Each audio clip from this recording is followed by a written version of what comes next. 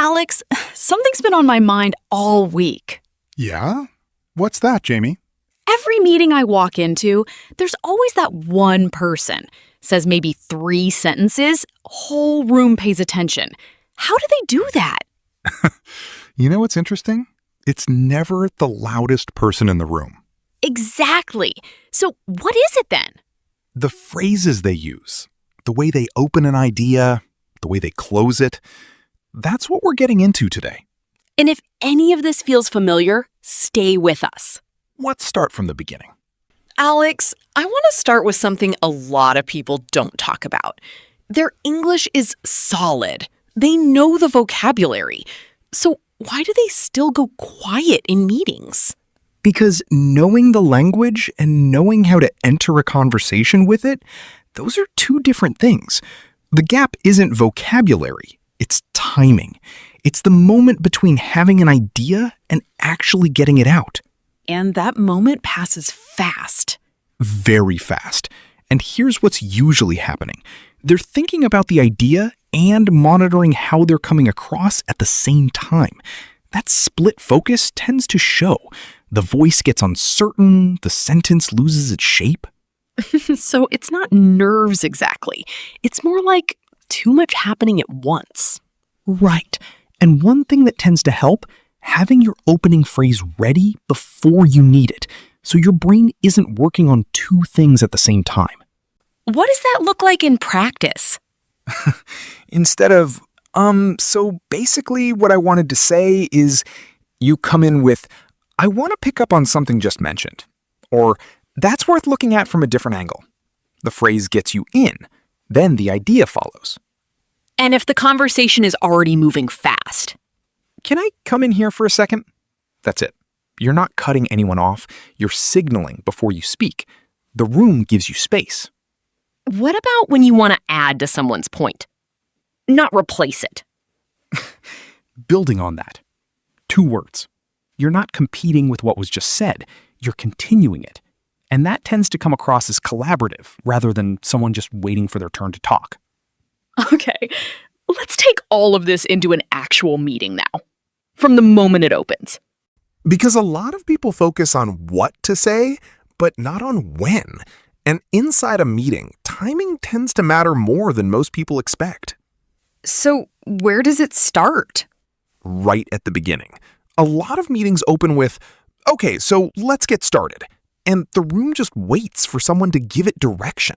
And that's usually when one clear voice makes a difference. Something like, before we get into the details, I want to make sure we're all looking at the same problem. You're not taking over.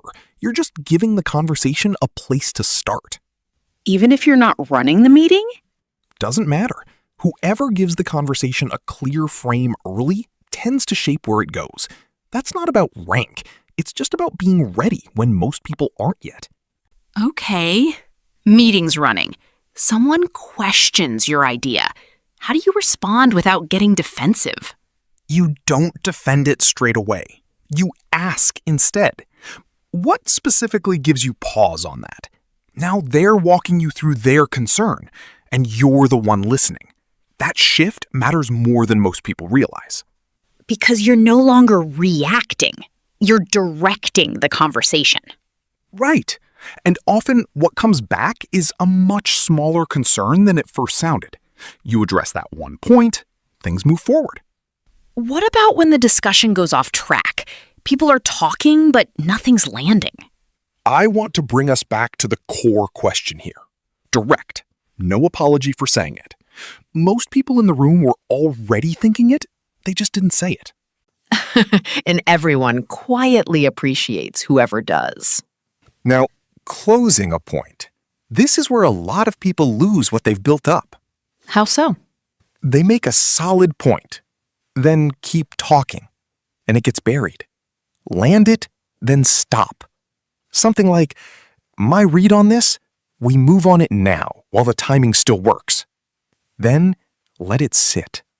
The pause carries more weight than the words sometimes. Often, yes. And at the end, when things are wrapping up, one phrase that tends to get skipped. Just to make sure we're clear. Who's taking what from here? You're not stepping on anyone. You're just making sure the meeting actually leads somewhere. And that's usually the person who made the meeting worth having. Not because they talk the most, but because they made sure something actually got decided. Alex, something I've noticed, the people who sound most natural in meetings, they use phrasal verbs in a very specific way. Not random, very deliberate. Because the right one at the right moment carries more weight than a longer explanation. It shows how you're thinking, not just what you're saying. Walk me through the ones worth knowing. First, when you want to raise something the group hasn't addressed yet, a lot of people go with, I want to bring this up. What tends to land with more clarity, I want to surface something we may have moved past too quickly. You're not just raising it, you're signaling it deserves a second look.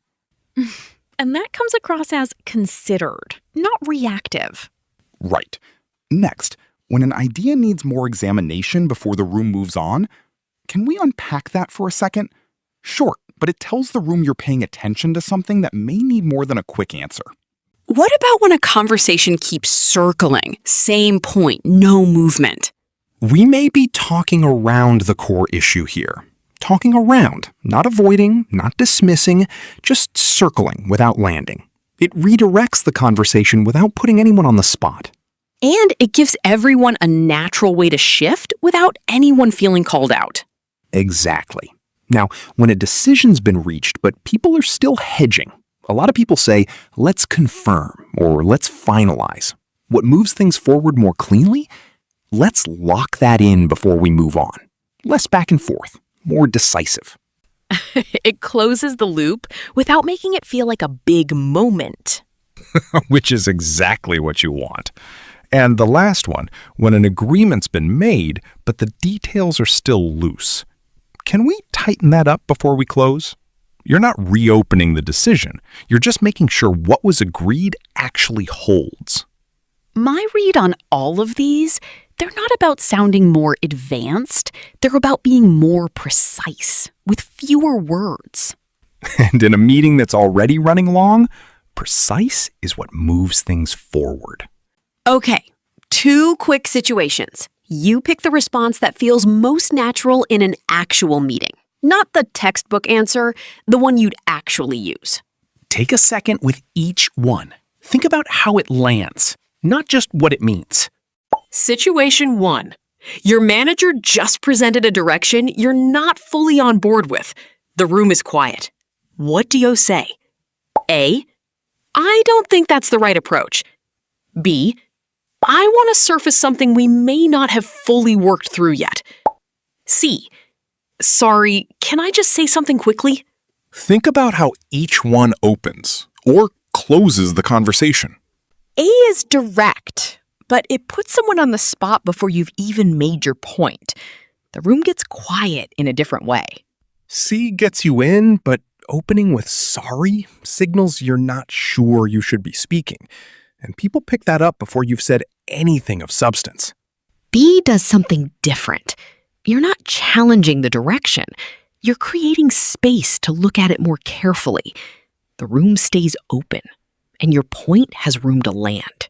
Situation 2. A colleague has been explaining their idea for a while. The conversation keeps circling.